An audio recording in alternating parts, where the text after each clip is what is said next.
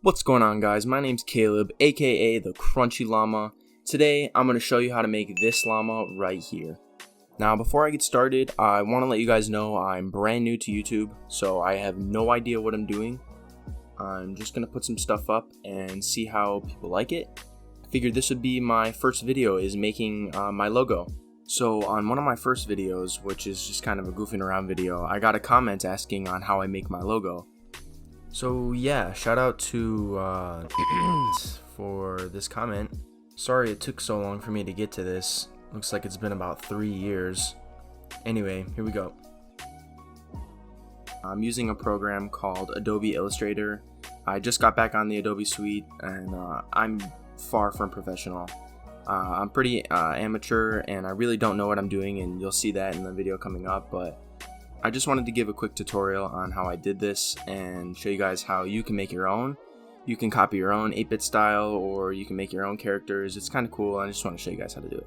Not gonna lie, guys, this is my first video. I am a little nervous, but let's get right into it.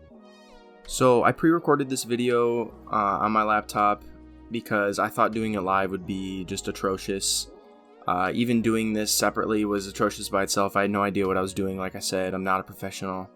Kind of suck. Anyways, here you can see I pulled in my old logo. I actually lost this file because just mismanagement of it, and I have no idea where it ended up. But I did make this logo a few years back, and I really liked it. Don't ask me how I came up with the name. Just kidding. I actually came up with the name kind of in the stupidest way possible. I went to a random name generator and generated 2 random names. And I think it was like the 3rd try, and it was Crunchy Llama, and I was like, that sounds pretty good. So I just rolled with it, thought about what a Crunchy Llama might look like, and I was like, hey, 8-bit character, no problem. So here we go. So started off by making a grid. You can make a square by using that little shape tool. It's a rectangle builder, and then you just hold shift to make sure it's a perfect square. And as you can see, I just kind of copy and drag along making this grid.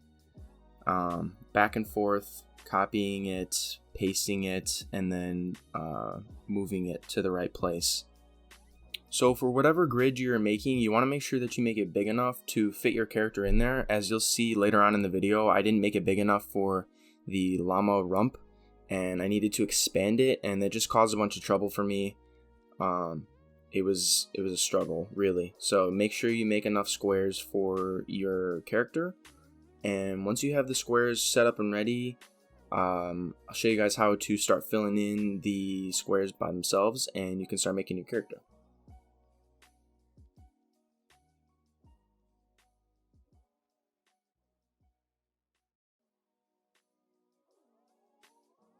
After building this grid, I selected all of them, and then I hit Command G to make them all into a group. That way I didn't accidentally move a single pixel out of place. They would all stay kind of together, and I can move the whole grid around wherever I wanted.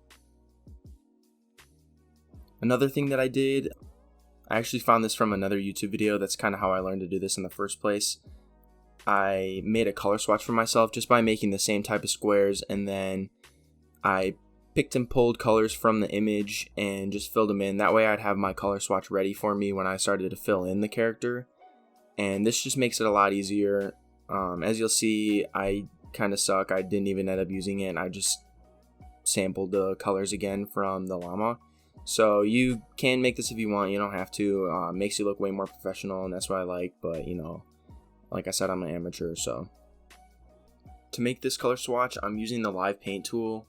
Which you need to get by extending your toolbar out to the right. You're going to want to go up to the top menu and hit window, and then it'll say toolbar. You want to go down to toolbar and make sure that you're on advanced. That way you'll have your live paint bucket ready for you. And then the hotkey for this is K. So just by hitting K and switching between K and I, which is your eyedropper tool, you can go back and forth and take colors from your picture and make your color swatch, or take colors from the picture and make your image. To make these pixels paintable with the live paint bucket, you're going to want to select all the pixels and then head over to your live paint tool, which is the hotkey K, and then you're just going to want to select it. It'll ask you if you want to make those live paint bucket options. And once they're all grouped together, you can just click it with the live paint tool to make it a live paint group, and you'll be able to paint each individual cell whichever color you want from there. Okay, so now I started getting into the outline of the llama. I like to start with the outline first just to make sure that everything is right in size and proportion, and as you'll see, I had a really big problem with this. I remember when I did this the first time, I was kind of taking reference to some other pictures, and I did the same thing. It was just really hard to get the outside lines first, but I feel like that's the easiest way to do it. So you're pretty much just going to take whatever color outline. I use black here, and you're just going to take your live tool, your live paint bucket tool, and you're going to go and fill in whatever squares you think are going to be the outline. Nothing has to stay permanent though. You can always change it if you don't like it. As you'll see later on, I did that a lot. I messed up quite a bit. It was kind of atrocious. I'm going to speed through this part just so you guys can get the gist of it. It's really not that hard.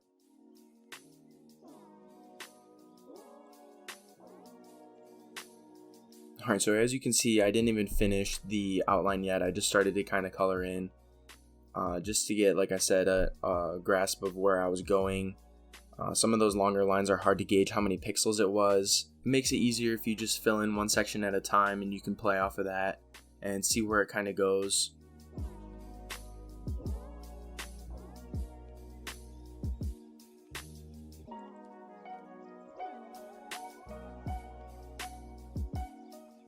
So as you can see in this point in the video, I didn't remember what the hotkey was to ungroup all these squares. I needed to make more squares in order to fit that llama rump in there, so I actually ended up going to YouTube and looking it up for myself.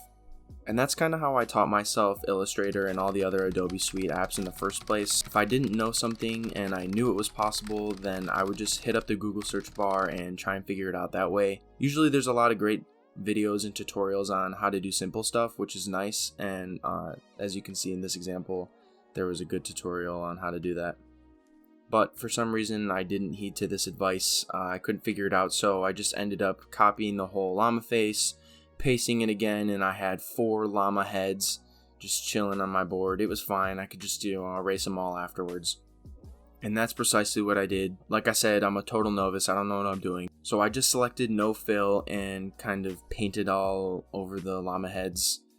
It was sad work. But that's how I got to get it done. I'm sure there's a better way. I'm sure I'm going to get a lot of hate for it. But you know what? Sometimes you got to overcome with what you know. Alright, so after that mess was over, I could start filling in the torso and just keep doing what I was doing. It's pretty much the same basic process all throughout. You just paint in whatever pixels you want painted. Don't paint whatever pixels you don't want painted, and it's pretty simple.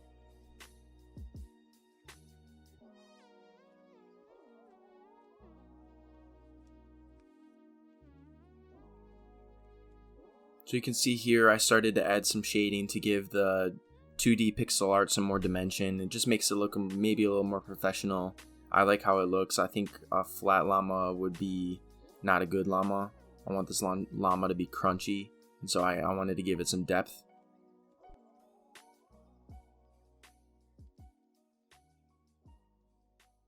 After it was all said and done, I thought I had a pretty good looking llama on my hands. All was left to do was to get rid of the stroke lines, so you just you select everything and you go up to the stroke and make sure that there's no stroke fill, and that'll get rid of those lines and the grids that are over your llama, and it'll look like one art piece. So as I was looking it over, it looked a little different. It looked like my llama had kind of a thick neck, and it's okay, but that's not how my original llama was, so I kind of needed to go back, do some quick maths, and figure out what the heck was going on, because my llama was looking a little chunky, not crunchy, so I needed to get back to that crunchy feel, make it a little slimmer in the neck, and that proved to be pretty difficult. Eyeballing this was really tough for me. I could have gone and made a grid and compared it to the grid size and done a bunch of other stuff. I'd tried that before. It just wasn't working out for me for some reason. So I just decided to continue to eyeball it, and I ended up getting pretty close to the original, but who cares if it's not perfect? It's still the crunchy llama, you know.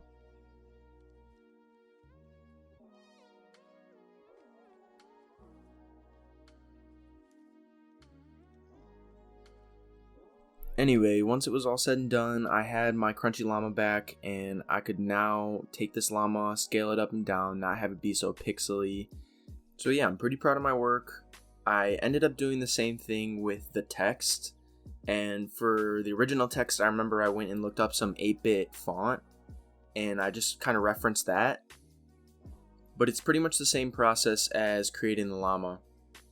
I hope you guys enjoyed this tutorial. I know it's not very professional, and like I said, I'm not positive what I'm doing all the time, but that's the beauty of it. You can just go and search it up and look it up for yourself.